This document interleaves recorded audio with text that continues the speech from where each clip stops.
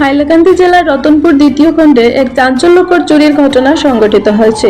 নিশি কুটুম্বের দল রাতের অন্ধকারে দরজা ভেঙে প্রায় 40 কুইন্টাল রেশন দোকানের চাল উধাও করে দিয়েছে।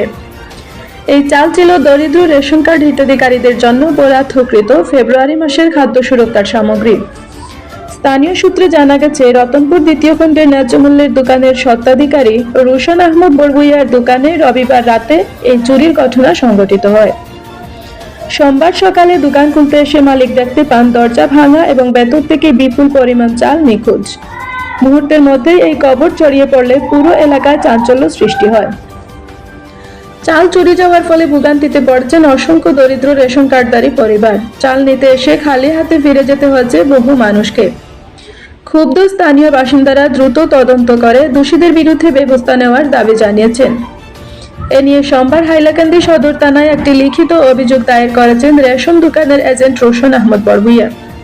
তিনি প্রশাসনের প্রতি দ্রুত তদন্ত করে চুরি যাওয়া চাল উদ্ধারের আবেদন জানান, পাশাপাশি দোষীদের কঠোর শাস্তির দাবি তোলে।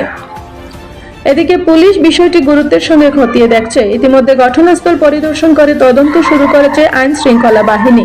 কে বা কারা এই চুরির সঙ্গে জড়িত তা জানার চেষ্টা চলছে। তবে এত বড় পরিমাণ চাল কিভাবে চুরি হলো এবং কোথায় সরানো হলো সে বিষয়ে সন্দেহ প্রশ্ন উঠেছে বিভিন্ন মহলে। এই চুরির ঘটনায় এলাকার বাসিন্দাদের মধ্যে আতঙ্ক ছড়িয়ে পড়েছে। সাধারণ মানুষের প্রশ্ন, ন্যায্য মূল্যের খাদ্য সামগ্রী চুরি হলে দরিদ্র পরিবারগুলোর ভবিষ্যৎ কি হবে? দ্রুত অপরাধীদের শনাক্ত করে শাস্তি দেওয়া না হলে ভবিষ্যতে আরো বড় ধরনের চুরির আশঙ্কা করছেন অনেকে। এখন দেখার বিষয় পুলিশ কত দ্রুত তদন্ত শেষ করে দোষীদের গ্রেফতার করতে পারে এবং গরিব রেশন কার্ডধারীদের ন্যায্য খাদ্য সুরক্ষা নিশ্চিত করতে পারে।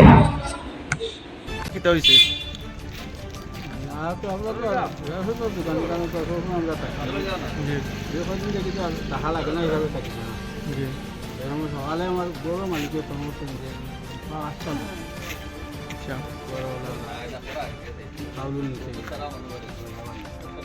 সকালে আইলে এরপরে আইলে তো দেখলাম মানে ডিলারি চাউল। এটা জায়গা কোন জায়গা? আচ্ছা, কত কুইন্টাল লইব চাউল নেব হয়েছে?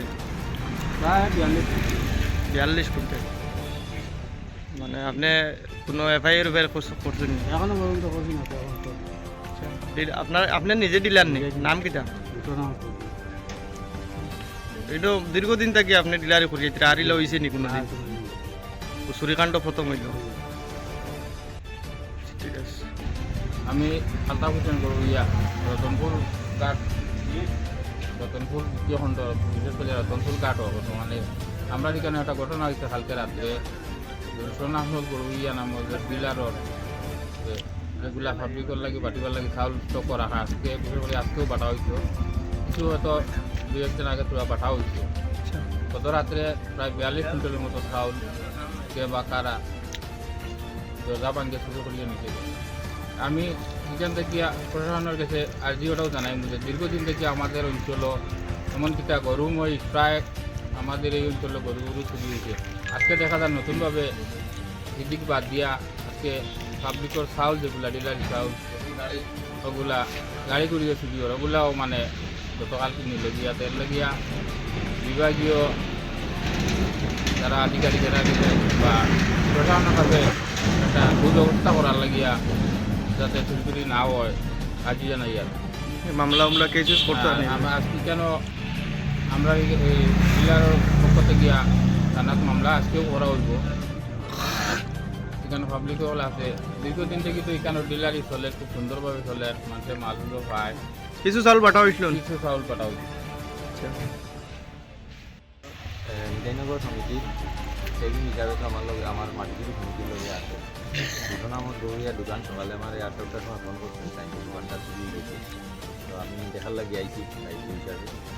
দেখলাম যে যেন দোকানের ভাঙ্গিয়া দরজা ভাঙ্গি 42 কুইন্টালের মতন খুচরা সব মিলাইলে দেখা দেব কিছু চাউল ভিতরে আছে চুরি হয়ে গেছে।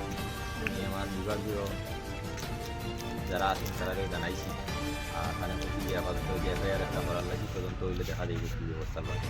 এখন যারা মানে হিতাধিকারী যারা আছেন তারা কিতা ব্যবস্থা দিবা? হিতাধিকারী সম্বন্ধে এই রকম আমরা এখানে এখনো কোনো দিন হয়েছে না, এর ব্যবস্থা কিটা আমার জানা নাই। তো আমি আমার কর্তৃপক্ষ যারা আছেন তারা জানাইছি তারা আইনি আইলে ব্যবস্থা কিতা লওয়া যায় দেখা যায়। তো চাউলের একটা একটু আর চাউল নেওয়া কিন্তু দিকের পর মানুষ সব চাউল নিচে নিয়ে আচ্ছা আমরা তো চাউলের পয়সা পাত আমরা তো বিকালে খাইতে হইলে তো চাউল নেওয়া লাগে আর এখন আমরা তো চাউল যখন পাইতাম কিলা ইয়েটা আমরা জানাই মানে সেভাবে জানাই যে আমরা চাউলটা যাতে দেওয়া হয় সেই হয়ে গেছে এটার তদন্ত তো আর আমরা তো চাউলের পান না আমরা তো বাস্তবে চাউলের পাম না নাম কিতা আপনার? আমার নাম আলী হাসান আহমেদ। ঠিক আছে।